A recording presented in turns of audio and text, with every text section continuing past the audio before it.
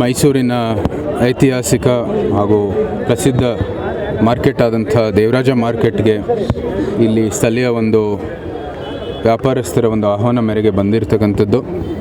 ತಮ್ಮೆಲ್ಲರಿಗೂ ತಿಳಿದಿರೋ ಹಾಗೆ 2-3 ದಿನ ಹಿಂದೆ ನಮ್ಮ ಉಚ್ಚ ನ್ಯಾಯಾಲಯದಿಂದ ಒಂದು ಒಳ್ಳೆಯ ತೀರ್ಪನ್ನು ಬಂದಿರತಕ್ಕಂಥದ್ದು. ಅಂದರೆ ಇದು ಕೆಡವಿ ಪುನರ್ನಿರ್ಮಾಣ ಮಾಡಬಾರ್ದು, ಈ ಕಟ್ಟಡದ ಒಂದು ರೆಸ್ಟೋರೇಷನ್ ಮಾಡಬೇಕು, ರೆನೋವೇಷನ್ ಮಾಡಬೇಕು ಅಂತ ತೀರ್ಪು ಬಂದಿರತಕ್ಕಂಥದ್ದು. ನಾವೆಲ್ಲರೂ ಸ್ವಾಗತ ಮಾಡ್ತೀವಿ. ಇದು ಭಾಳಷ್ಟು ಅಂದರೆ ಸುಮಾರು ನಾನು ಅರಮನೆಗೆ ಬರೋಕ್ಕೆ ಮುಂಚೆಯಿಂದನೂ ಈ ಒಂದು ಹೋರಾಟ ಸ್ಥಳೀಯರು ಎಲ್ಲರೂ ನಡೆಸ್ಕೊಂಡು ಬಂದಿರತಕ್ಕಂಥದ್ದು, ಎಲ್ಲರಿಗೂ ತಿಳಿದಿರ್ತಕ್ಕಂಥ ಸಂಗತಿ. ನಮಗೂ ಕೂಡ ಅದರಲ್ಲಿ ಕೈ ಜೋಡಿಸುವಂಥದ್ದು ಅವಕಾಶ ಕೊಟ್ಟಿದ್ದರು. ಜೊತೆಗೆ ಅಂದರೆ ಇವತ್ತು ಸಂಪೂರ್ಣವಾಗಿ ಅವರ ಒಂದು ಪರಿಶ್ರಮದಿಂದ ದಿನನಿತ್ಯ ಹೋರಾಟ ಮಾಡುವಂಥದ್ದು ಮೂಲಕ ಈ ತೀರ್ಪನ್ನು ಬಂದಿರತಕ್ಕಂಥದ್ದು. ಸರ್ಕಾರನೂ ಕೂಡ ಸೂಕ್ತವಾದಂಥ ರೀತಿ, ಸಕಾರಾತ್ಮಕವಾದಂಥ ರೀತಿಯಲ್ಲಿ ಇದಕ್ಕೆ ಪ್ರತಿಕ್ರಿಯೆ ಕೊಡಬೇಕು ಅಂತ ನಮ್ಮ ಆಗ್ರಹ.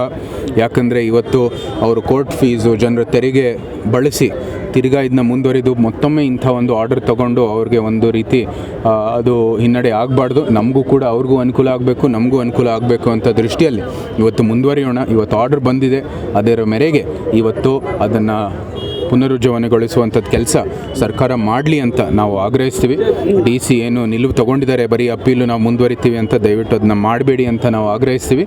ಇವತ್ತು ಆರ್ಡರ್ ಬಂದಿದೆ, ಆರ್ಡರ್ ಮೇರೆಗೆ ನೀವು ಒಂದು ನ್ಯಾಯಾಲಯಕ್ಕೆ, ನ್ಯಾಯಾಂಗಕ್ಕೆ ಮರ್ಯಾದೆ ಕೊಟ್ಟು, ಗೌರವ ಕೊಟ್ಟು, ಅದಕ್ಕಿಂತ ಅದರ ಜೊತೆಗೆ ಅದಷ್ಟೇ ಗೌರವವನ್ನು ಇಲ್ಲಿ ಸ್ಥಳೀಯ ಏನು ವ್ಯಾಪಾರಸ್ಥರಿದ್ದಾರೆ, ಸಣ್ಣ ವ್ಯಾಪಾರಸ್ಥರು ಇಲ್ಲಿ ದಿನನಿತ್ಯ ತಮ್ಮ ಬದುಕಕ್ಕಾಗಿ ಇಲ್ಲಿ ಬಂದು ಮಾರ್ಕೆಟಲ್ಲಿ ಒಂದು ಸಣ್ಣ ಜಾಗ ತೊಗೊಂಡು, ಬರೀ ಮಾರ್ಕೆಟಲ್ಲ, ಮಾರ್ಕೆಟ್ ಸುತ್ತಮುತ್ತನೂ ಕೂಡ ವ್ಯಾಪಾರಸ್ಥರು ಬಂದು ತಮ್ಮ ಎಲ್ಲ ಒಂದು ಅಡುಗೆ ಸಾಮಾನು ಇರ್ಬೋದು, ತರಕಾರಿ ಇರ್ಬೋದು, ಸಣ್ಣ ಒಂದು ಪ್ರಾಡಕ್ಟ್ಗಳಿರ್ಬೋದು, ಮಾರ್ಕೆಟ್ ಒಳಗಡೆಯೂ ಕೂಡ ಭಾಳಷ್ಟು ದಶಕಗಳಿಂದ, ತಲೆಮಾರುಗಳಿಂದ ವ್ಯವಹಾರ ನಡೆಸ್ಕೊಂಡು ಬಂದಿರತಕ್ಕಂಥ ಒಂದು ಐತಿಹಾಸಿಕ ಅಂದರೆ ಮೈಸೂರು ಒಂದು GI ಟ್ಯಾಗ್ ಇರುವಂಥದ್ದು ಗುರು ಸ್ವೀಟ್ಸು ಕೂಡ ಇಲ್ಲೇ ಇದೆ.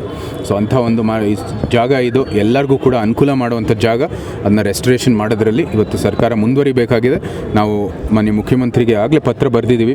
ಏನು ಕ್ಯಾಬಿನೆಟಲ್ಲಿ ಒಂದಷ್ಟು ಹಣ ಮೀಸಲಿಟ್ಟಿದ್ರು, ಇಲ್ಲಿಗೆ 94 ಕೋಟಿ ಬಹುಶಃ, ಮತ್ತು ಲ್ಯಾಂಡ್ ಝೋನ್ ಬಿಲ್ಡಿಂಗ್ ಕೂಡ ಒಂದು 30 ಅಥವಾ 40 ಕೋಟಿ ಏನು ಇಟ್ಟಿದ್ರು, ಏನೇ ಇರಲಿ ಆ ಹಣ ಏನು ಮೀಸಲಿಟ್ಟಿದ್ರು ಅದರ ಪುನರ್ನಿರ್ಮಾಣಕ್ಕಾಗಿ, ಅಂದರೆ ಕೆಡವಿ ಪುನರ್ನಿರ್ಮಾಣ ಮಾಡೋದಕ್ಕೆ, ಅದನ್ನ ಇದರ ಪುನರುಜ್ಜೀವನಗೊಳಿಸೋದಕ್ಕಾಗಿ ಬಳಸಿ ಅಂತ ನಾವು ಆಗ್ರಹಿಸ್ತೀವಿ.